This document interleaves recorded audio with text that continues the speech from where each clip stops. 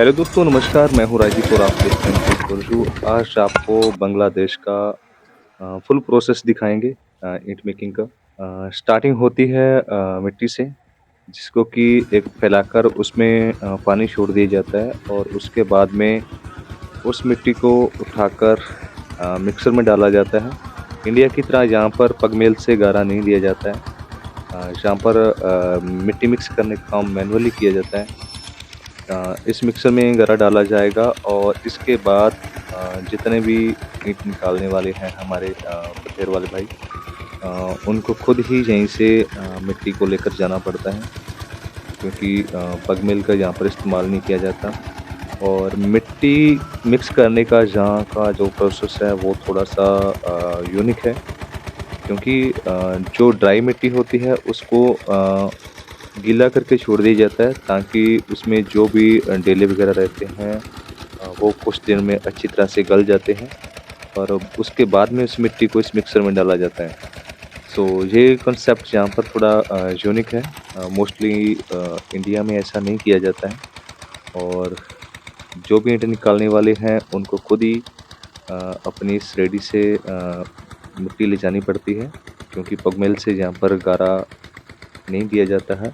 अगर दिया जाता होगा तो इक्का दुक्का जगहों पर ही दिया जाता होगा, लेकिन मिट्टी इनकी बहुत अच्छी होती है और मिट्टी बहुत ही अच्छी तरह से मिक्स होती है, जिससे कि अगर ईंट आप देख रहे हैं कि ईंट निकाल रहे हैं जो एकदम बिल्कुल अच्छी निकल रही है, लेकिन यहाँ पर सफाई पर बिल्कुल भी ध्यान नहीं दिया जाता।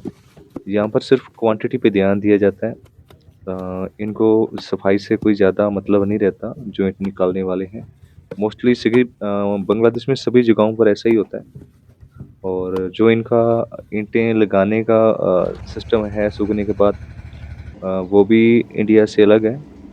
और यहाँ पर जितनी भी भराई होती है वो सारी साइकिल से ही होती है, जहाँ सिर पर ईंटें रख कर की जाती है। तो ये भी इनका कॉन्सेप्ट थोड़ा यूनिक है। और भट्ठे में फंदियाँ आपको बिल्कुल ही छोटी मिलेंगी।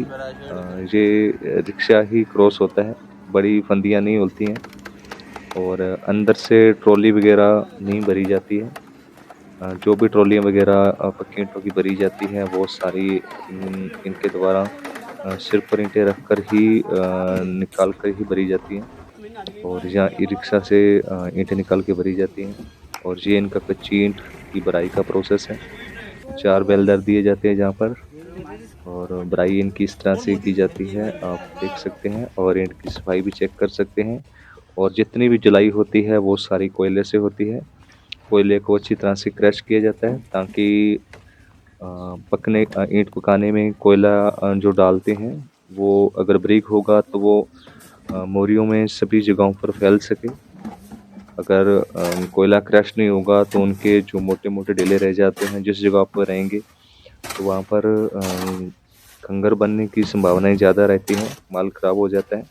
इसलिए कोयले को क्रश किया जाता है, ताकि मोरी में डालने पर वो जाली में अच्छी तरह से सभी जगहों पर चला जाए और इससे ईंट की क्वालिटी भी अच्छी आती है। और अगर इनके ईंट की क्वालिटी की बात करें तो इनकी क्वालिटी बहुत ही बेहतरीन होती है। जितने भी ईंटें पकने के बाद उनका साउंड होता है वो सारा मेटालिक साउंड होता है, एकदम लोहे जैसी क्वालिटी होती है। सो इनकी जुलाई में कोयला और लकड़ी के अलावा और कोई चीज़ का इस्तेमाल नहीं किया जाता। जैसे कि हमारे इधर तूड़ी वगैरह का इस्तेमाल करते हैं, जो सरसों का भूसा हो गया, या अदरवाइज़ और भी बहुत सारे हम लोग प्रैक्टिकल करते रहते हैं। तो वो सारी चीज़ें इनके यहाँ पर नहीं की जाती। इन पर यहाँ पर सिर्फ कोयला और लकड़ी से ही ईंटें पकाई जाती हैं और क्वालिटी इनकी बहुत ही बेहतरीन आती है। और कलर भी इनकी ईंटों का अच्छा होता है, रेड कलर आता है। जो कोयला क्रश करने के बाद जोखने की बात कर रहे थे, तो वो आप देख रहे होंगे कि वो अच्छी तरह से फैल रहा है। और राखी उतारने का भी इनका अलग से सिस्टम है। वो भी थोड़ा यूनिक ही है, क्योंकि ये निकासी से राखी उठाकर सीधी भराई पे डाल देते हैं। हमारे यहाँ पर राखी को साइडों में डाल दिया जाता है, निकासी वाली जो जगह होती है उसमें से उठाकर। लेकिन यहाँ पर साइडों पे नहीं डाला जाता है, सीधा डायरेक्ट अगर निकासी करने वाली जगह से उठाएंगे तो वो सीधी भराई की जगहों पर ही डाली जाएगी। तो ये भी थोड़ा यहाँ पर यूनिक हो जाता है। और इसके अलावा और जितनी भी निकासी की जाती है ये लोग या तो सिर पर फट्टी रखकर करते हैं या ये साइकिल रिक्शा से करते हैं।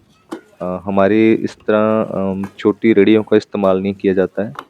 अगर करते होंगे तो बहुत कम लोग करते होंगे, तो निकासी का इनका ये वाला सिस्टम रहता है और टूट बहुत निकलती है इनके।